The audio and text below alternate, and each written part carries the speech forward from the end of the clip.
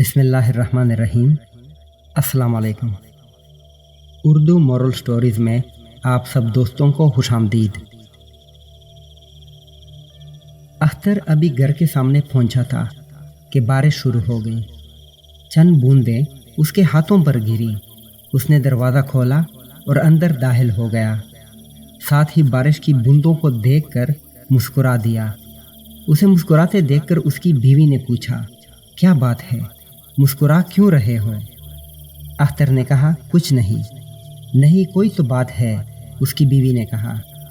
اختر نے کہا، کہہ تو دیا کوئی بات نہیں۔ اس کی بیوی کہنے لگی، لیکن میں نے خود دیکھا ہے تم بارش کی بوندوں کو دیکھ کر مسکرائے تھے۔ میں تمہیں اس لیے نہیں بتا سکتا کہ تم بات کو پیٹ میں نہیں رکھ سکو گی۔ اب تو میں پوچھ کر رہوں گی۔ نہیں، میں نہیں بتا سکتا، اور نہ ہی تم پوچھو۔ ضرور پوچھ کر رہوں گی، بتاؤ کیا بات ہے، ورنہ اس گھر میں روز جنگ ہوگی، سارا محلہ اس جنگ کو سنے گا، بتاؤ۔ اب وہ مجبور ہو گیا۔ آخر اس نے کہا، پہلے وعدہ کرو کسی کو نہیں بتاؤ گی۔ ٹھیک ہے، نہیں بتاؤں گی۔ پکا وعدہ کرو۔ بالکل پکا، 100% پکا وعدہ رہا۔ تو پھر سنو، کچھ عرصہ پہلے میں نے اپنے محلے کے ایک آدمی کو قتل کیا تھا۔ کیا؟ اس کی بیوی دک سے رہ گئی۔ پھر اس نے کہا، لیکن کیوں؟ آخر تم نے ایسا کیوں کیا؟ شریف کی کسی سے دشمنی تھی۔ اس کا دشمن اس کی موت چاہتا تھا۔ اس نے مجھ سے 5 لاکھ روپے کے بدلے یہ کام کرایا۔ میں شریف کو سیر کے بہانے اپنے ساتھ ایک کھنڈر میں لے گیا۔ پھر میں نے خنجر نکال لیا۔ خنجر کو دیکھ کر وہ چونکا۔ میں نے اسے بتا دیا کہ میں اسے قتل کرنے لگا ہوں۔ اس نے میری بہت منتیں کی، ہاتھ جوڑے، رویا، لیکن مجھ پر اثر نہ ہوا۔ آخر مجھے اس کام کے 5 لاکھ ملنے تھے۔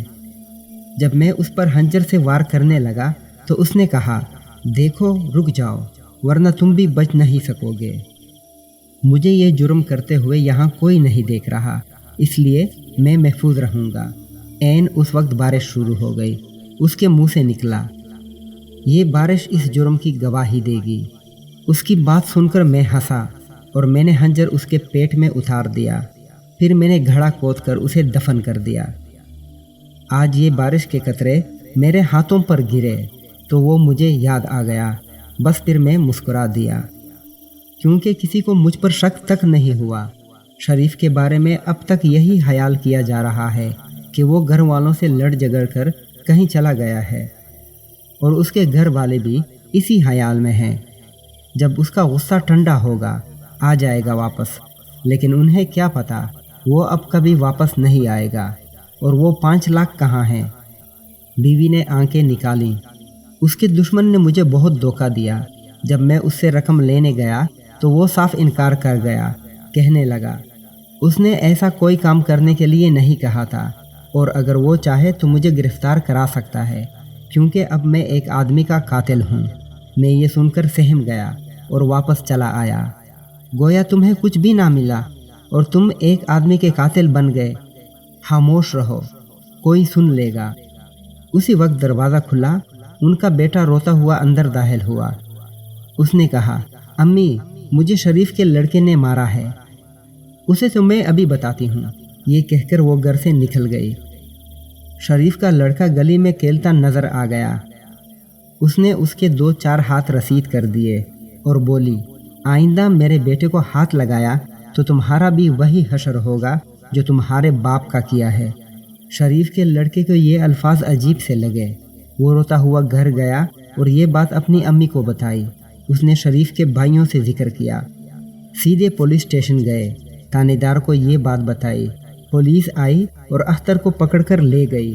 چند ہی منٹوں میں انہوں نے ساری تفصیل اگلوا لی۔ پھر وہ اسے کھنڈرات تک لے گئے۔ گھڑے سے لاش برآمد ہو گئی۔ پولیس جب اسے اپنے ساتھ لے جا رہی تھی تو اسے مظلوم شریف کے یہ الفاظ یاد آ رہے تھے، یہ بارش اس جرم کی گواہی دے گی۔